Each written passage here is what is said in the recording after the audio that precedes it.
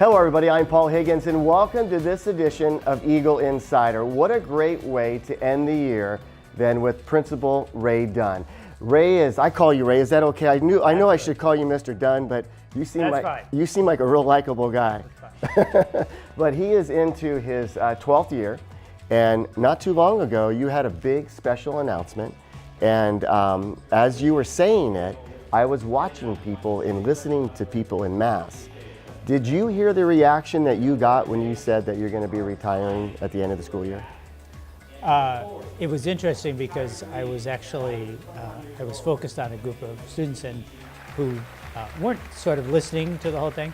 And then all of a sudden, when I got to that part, and I could see one of the girls turn to the boys, and it was almost like I could read her lips saying, "Did he just say that?" And then they were spending a lot of time paying attention to what I was talking about.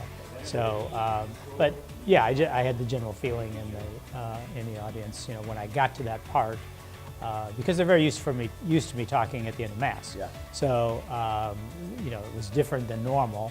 But when I got to that part, it was noticeable that they were paying attention. Since I've been at this school, and it's only been a year and a half now, what I've noticed in all the times that I've shot sports at the school over the last 30 years, especially with you being here 12 years, whatever sporting event I go to, you're always there. You open it up with a prayer. I just recently saw you at the football banquet. You opened that up with a prayer. Is that something that you're going to miss?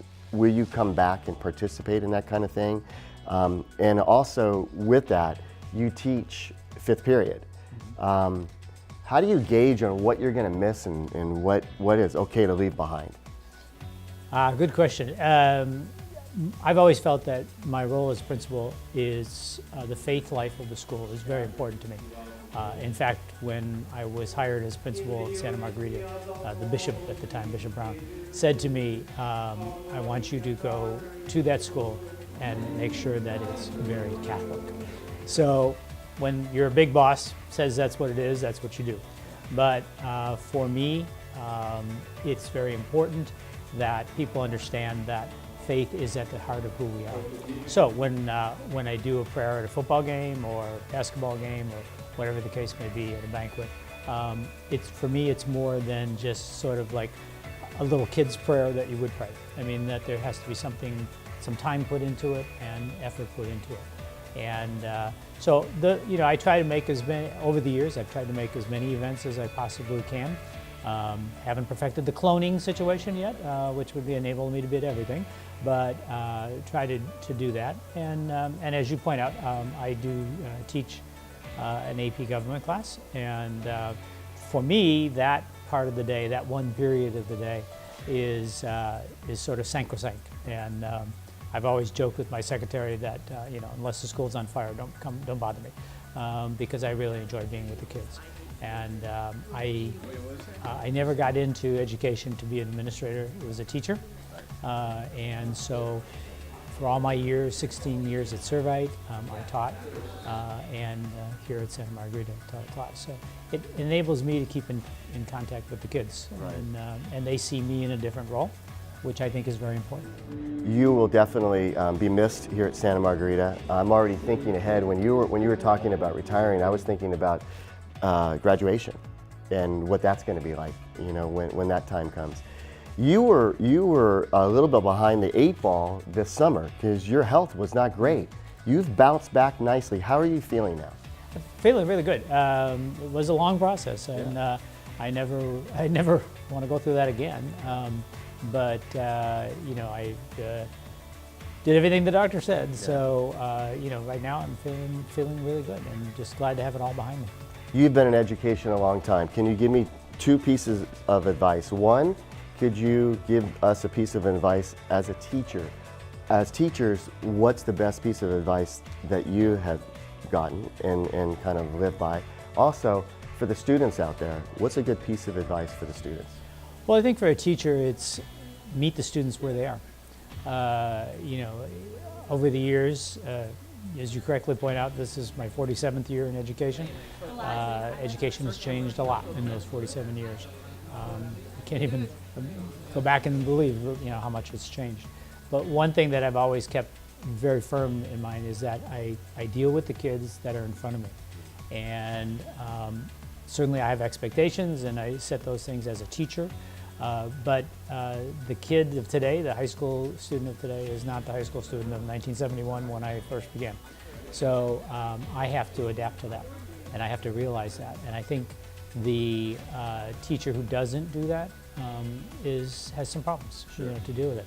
As far as students, I would say that there's a tremendous amount of pressure that's on kids today that I certainly didn't have in high school, and I didn't see in my early parts of my career. And I know that pressure can get to them, but again, I think they have to, my advice would be to take it as it comes.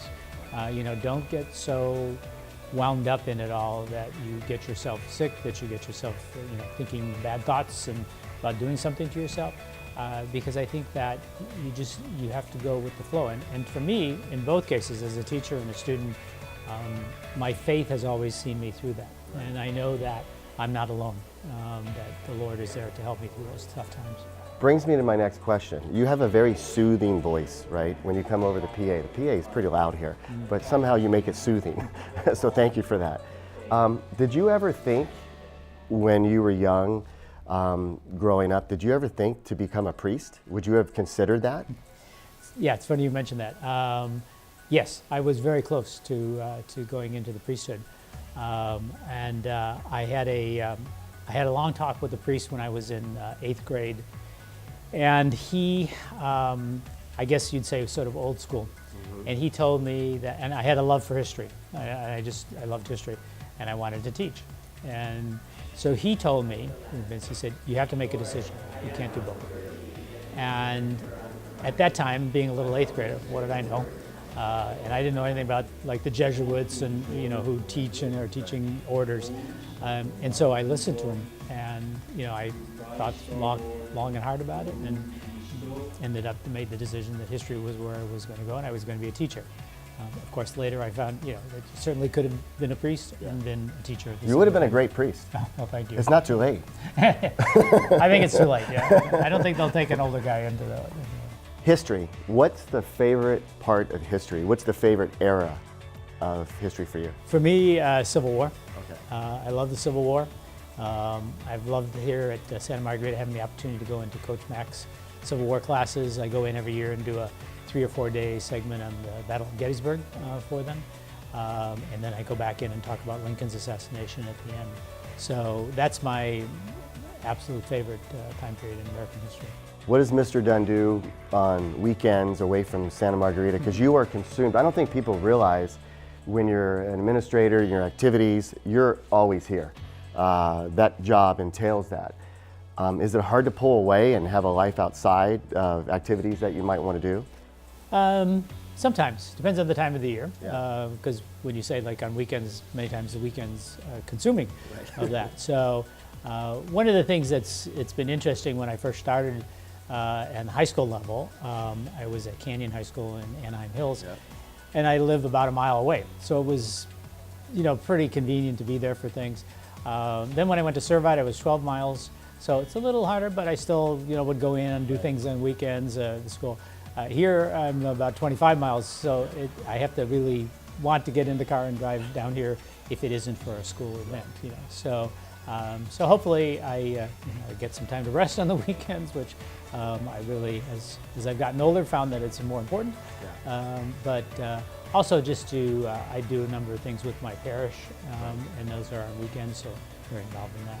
So, Mr. Dunne, I told you 10 minutes or less. Can you believe that was 10 minutes? Wow. No. That was fast. Wow. So that just means we'll have to have a part 2 or a part 3 of the Eagle Insider with Mr. Dunne. Obviously, he's done great things for the school of Santa Margarita. Make sure when you're around campus, come by and see him. Stop by and say hello.